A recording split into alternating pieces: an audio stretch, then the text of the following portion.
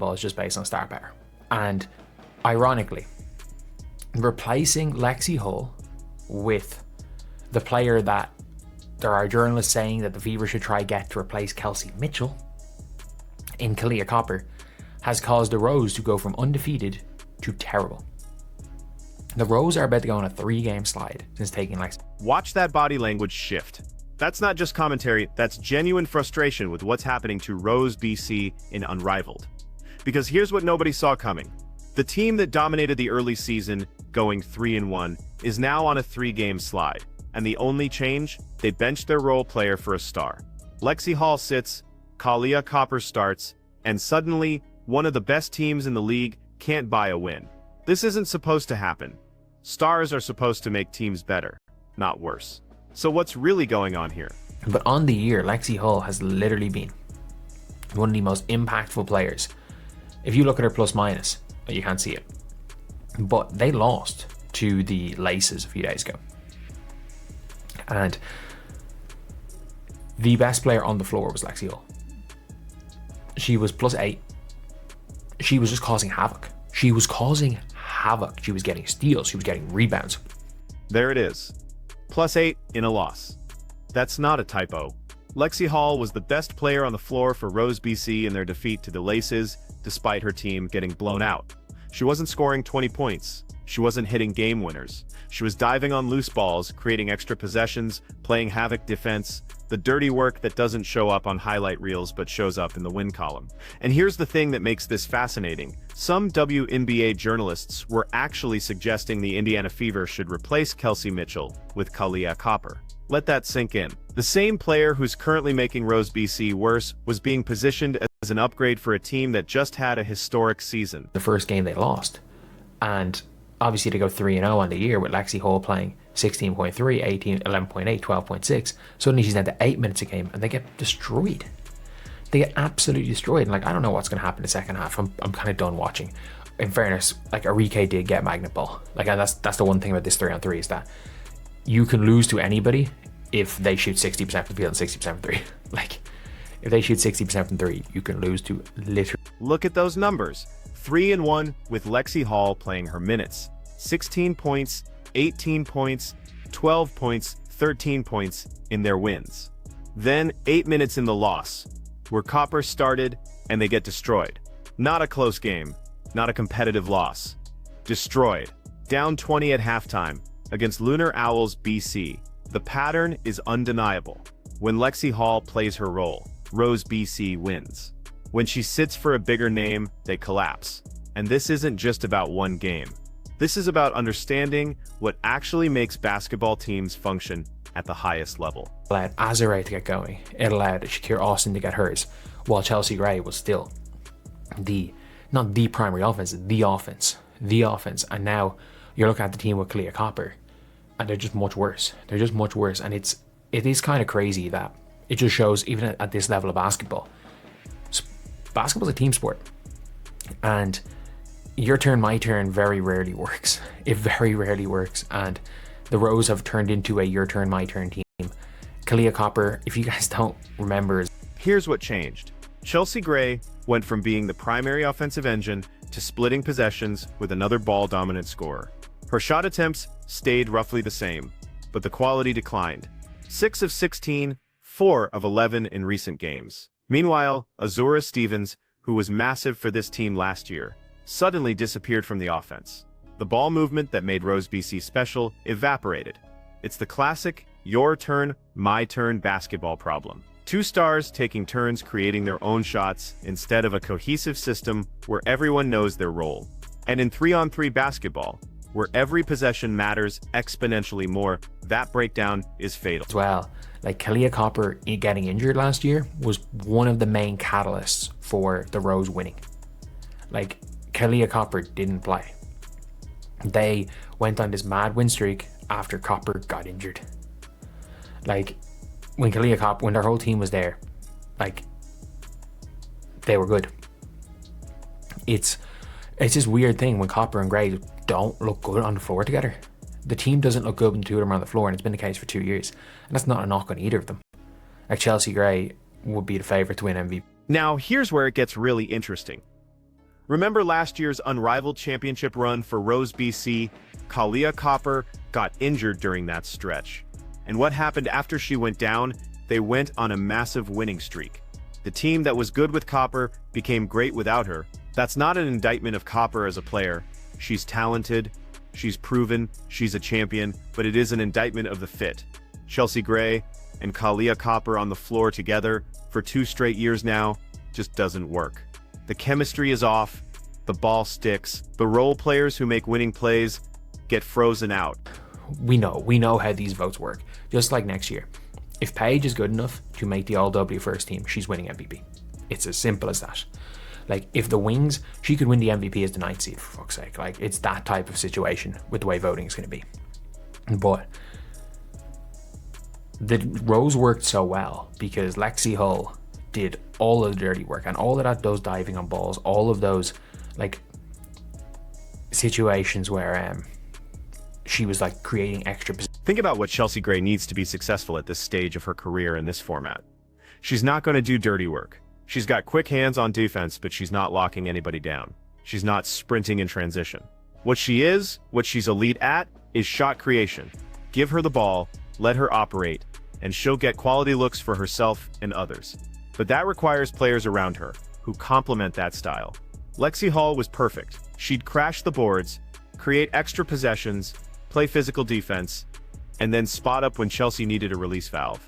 She didn't need the ball to impact winning. Copper does. And when you have 2 players who both need the ball to be effective, someone's game suffers. In this case, everyone's game suffers. Possessions. Those extra points were the difference between winning and losing games. And it makes no difference if Kahleah Copper is not making those plays. Because if Chelsea Gray shoots 24 shots, or Chelsea Gray shoots 12 and Kahleah Copper shoots 12, it's still 24 shots going up. And to be honest, with the way she'd been shooting, you want Chelsea Gray taking 24. And this is a hypothetical. Obviously, they're both shooting a bunch of shots. But watch what happens in these recent games. Chelsea Gray is still taking her shots, still trying to be the primary creator, but now Copper is also taking 12, 13 shots per game. The math doesn't change. You're still only getting so many possessions. What does change is the flow, the rhythm, the trust. Azura Stevens, who should be a major factor, becomes an afterthought. The offense becomes stagnant. And in 3-on-3 basketball, where defensive rotations happen in microseconds, stagnant offense is death. You can't afford to waste possessions with isolation basketball when the other team is flying around creating chaos. Gray out so much, because at the end of the day, like, look, Chelsea Gray is not going to do any dirty work. She's got quick hands. On the defensive end, she doesn't really want to play defense. On the offensive end, she doesn't really want to run. She wants to kind of have it slow down, then just go and shoot her threes. Just get full magnet ball. Like, that's kind of what she relies on, and she's doing it, and she's done it for 2 years. In this 3-on-3 setting, at this point in her career, she absolutely, that's kind of what she can do. That's kind of what she can do. Here's the broader lesson that applies way beyond unrivaled. Star power doesn't automatically translate to winning basketball. Fit matters. Role definition matters. Understanding what your team actually needs matters more than adding the biggest name available. The Fever were linked to Copper as a potential replacement for Kelsey Mitchell. On paper, that's an upgrade. Copper has won championships. She's been an all-star. She's got a bigger reputation, but would she actually make the Fever better? Based on what we're seeing in Unrivaled, that's a legitimate question, because the Fever's success this past season wasn't built on isolation basketball. It was built on pace, ball movement, and players who understood their roles within a system. And especially, again, when Enrique has, for lack of a better way of describing it, magnet ball. Like we all saw in the All-Star break, when Enrique does Enrique things, again, the phrase Enrique doing Enrique things, depending on the game, is either a great thing or a bad thing. Like, she's either the best player on the floor or the worst player on the floor. There's never really an in-between with Enrique. That being said, like, that 3-on-3 format amplifies everything. You can lose to anybody if they get hot from 3. Enrique Ogonbowale can have magnet ball, where everything she throws up goes in. And suddenly, a massive talent gap doesn't matter. That's the beauty and the curse of this format. But here's what you can control: effort, plays, defensive intensity. Creating extra possessions. That's what Lexie Hull brought. That's what disappeared when she sat. And that's why Rose BC went from undefeated to unwatchable in the span of a week. The talent level didn't drop. The cohesion did. So she's obviously out. They're down 20 at halftime. They're down 20 at halftime. Like, it's awful. Like, that is genuinely horrendous. And I get it. Arika's hooping. Stewie's been very good in Arrival this year. The Mist have been much better, even though on paper, they have Alicia Gray this year. Burton's been good. But if you look at the Rose. So let's talk about what this means for how we evaluate players and build rosters. The WNBA media ecosystem is obsessed with star power. Rankings are based on individual accolades. Trade proposals are built around name recognition. But winning basketball is built on something else entirely. Complementary skills, defined roles, and players who make everyone around them better. Lexie Hull isn't going to make an all-star team. She's not going to win MVP votes, but she makes Rose BC function. She's the glue, and when you remove the glue, even if you replace it with something shinier, the whole thing falls apart. This is the same mistake teams make in the draft every year. They draft the best player available instead of the best fit. They chase talent over team building. And then they wonder why their collection of stars can't beat a well-coached team with defined roles. Chelsea Gray is going to be in the MVP conversation for Unrivaled if Rose BC was still winning. She's been that good individually. But MVP awards don't mean much if your team is losing. And right now, Rose BC is losing specifically because they prioritized star power over fit. Think about the contrast. First 4 games with Lexie Hull, 3-1 record, balanced offense, Chelsea Gray operating as the primary creator with role players doing the dirty work. Last 3 games with Copper, 3 straight losses, stagnant offense, 2 ball-dominant players trying to coexist in a format that punishes redundancy. The numbers don't lie, the eye test doesn't lie. And the win-loss record definitely doesn't lie. Rose BC was better with Lexie Hull playing her role than they are with Kalia Copper trying to be a second star. Now, does this mean Copper is a bad player? Absolutely not. Does it mean she can't be effective in the right situation? Of course not. What it means is that basketball is a team sport, and team construction matters more than individual talent.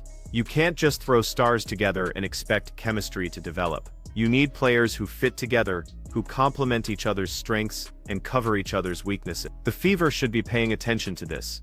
Any team considering major roster changes should be paying attention to this. Because the lesson is clear, replacing a role player who fits with a star who doesn't is a recipe for disaster. It doesn't matter how much better the star is on paper. If they don't fit the system, if they disrupt the chemistry, if they create redundancy instead of complementing existing talent, you're going to get worse, not better. And here's the thing about Chelsea Gray specifically in this format. She's not a floor general in Unrivaled, the way she is in the WNBA. She's not facilitating and running an offense. She's a shot creator. That's her value. That's what she's elite at. And when you pair her with another shot creator in Copper, you don't get twice the offense. You get half the efficiency. Watch the Hive game. Rose BC lost to a team that genuinely stinks. The Hive are not good, and Rose BC lost to them because their offense became predictable. Chelsea or Copper would get the ball. Everyone else would stand around, and they'd try to create something out of nothing. That works sometimes. It doesn't work consistently. Compare that to how they played with Lexie Hull. Ball movement, cuts, offensive rebounds, creating second chance, transition opportunities off defensive stops. That's winning basketball. That's team basketball. And that's what disappeared when they chased the star upgrade. So the question for Rose BC moving forward: do they stick with this experiment and hope the chemistry develop? Or do they admit the mistake and go back to what was working?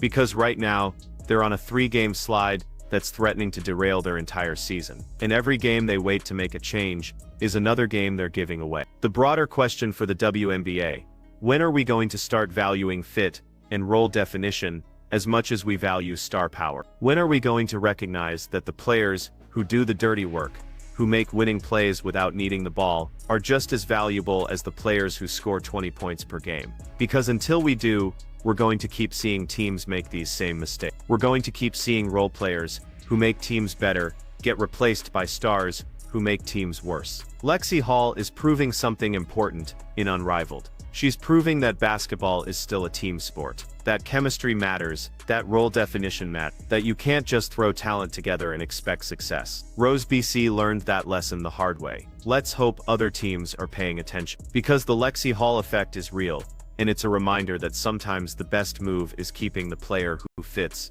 rather than chasing the player with the bigger name.